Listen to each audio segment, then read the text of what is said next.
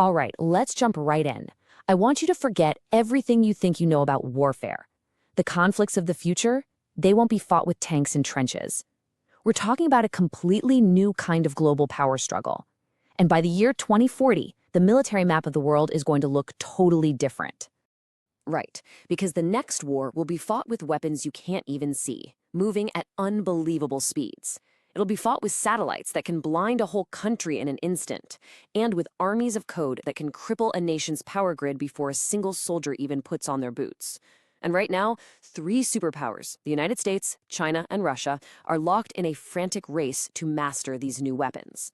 So what we're looking at is a brand new high-stakes arms race, one with a totally different rulebook. Which brings us to the one crucial question we need to answer in this explainer. Come 2040, who's actually going to have the upper hand? Okay, let's get into our first arena.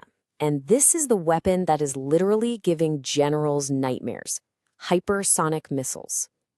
This isn't just an upgrade. This tech is single-handedly rewriting the entire playbook of modern warfare. So what exactly is a hypersonic missile? Well, picture a weapon screaming along at more than 5 times the speed of sound.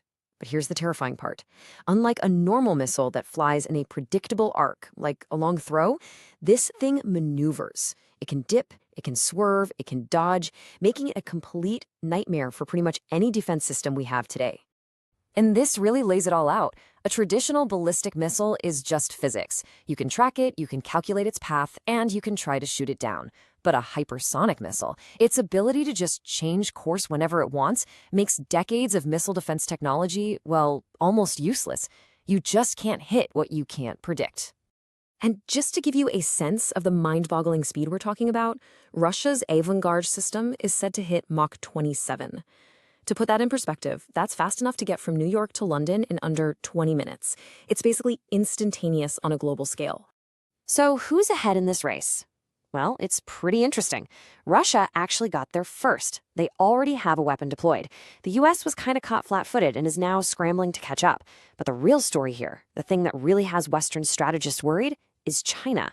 It's not just that they're catching up, it's the sheer speed and volume of their development. That kind of relentless pace points to a serious long-term plan that could give them a huge edge down the road. Okay, let's move on to our next arena, which is every bit as important, the battle for space. You know, they say in war you have to take the high ground. Well, in the 21st century, the ultimate high ground isn't a hill, it's orbit.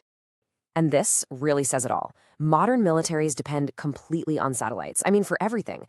GPS for guiding bombs and moving troops, secure communications, spotting enemy missile launches, all of it. So you take out a country's satellites, you've essentially left its army blind, deaf, and lost in the dark. And don't think for a second this is some sci-fi fantasy. The weaponization of space is already happening.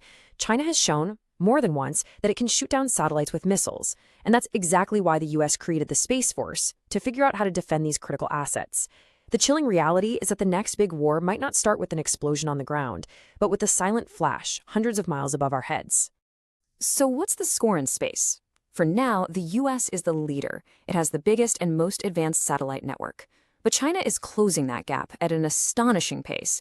And then you have Russia, which is working on some clever, nasty stuff like kamikaze satellites, little hunter-killer satellites designed to just get close to an enemy satellite and detonate. All right, on to our third and final arena, the digital battlefield. This is the war you can't see, hear, or touch, but it's happening all around us 24/7. It's a constant, simmering conflict that could boil over into a massive crisis in the blink of an eye. Think about it. Sometimes all you need to bring a country to its knees is a keyboard. And we've seen some terrifying real-world examples. Remember when those gas stations on the East Coast ran out of fuel? That was a cyber attack. And China isn't just stealing secrets. They're planting digital time bombs, kill switches inside power grids and communication networks, ready for a future fight. Of course, the US plays this game too.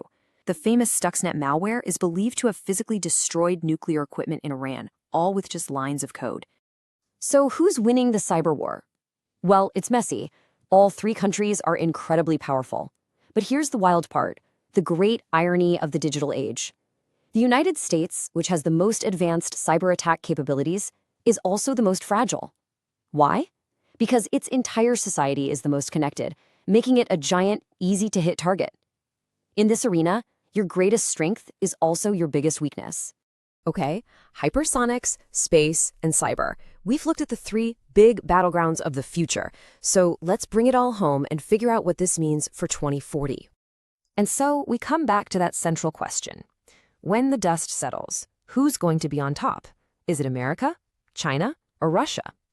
Well, the answer really isn't as clear-cut as you might think. Let's start with Russia. Make no mistake, they're still a major threat. They've got the nukes and the hypersonics to prove it. But, and this is a big but, their economy is struggling. That really limits their ability to keep up this race across every single front over the long haul. They're a dangerous power for sure, but they're a fading one. Next up, the United States. On paper, it's still #1 in tech, in space, and in its powerful network of allies. The problem is, it's like a giant battleship, incredibly powerful, but very, very slow to turn. And while it's trying to change course, its rivals are closing in fast. It's the leader, but that lead is shrinking every single day. And that brings us to China. Right now, they have all the momentum. They are surging ahead in almost every category. Hypersonics, space, AI, you name it. And most importantly, they are building a military with one specific purpose in mind: to be able to challenge and defeat the United States. You just can't deny their momentum. So what's the final verdict for 2040? The truth is, there probably isn't going to be one clear winner. We're heading for a tense, dangerous new reality where several powers are all vying for the top spot. It's a world where no one is fully in charge. And in a world like that, the risk of a small conflict spinning out of control is terrifyingly high. It's a powder keg, and any miscalculation could be catastrophic. Ultimately, all this technology and strategy, it forces us to ask a much bigger question. This isn't just about who has the better missile or the faster jet. This is about the future of the planet. And it forces all of us to stop and think about what kind of world we are actually building.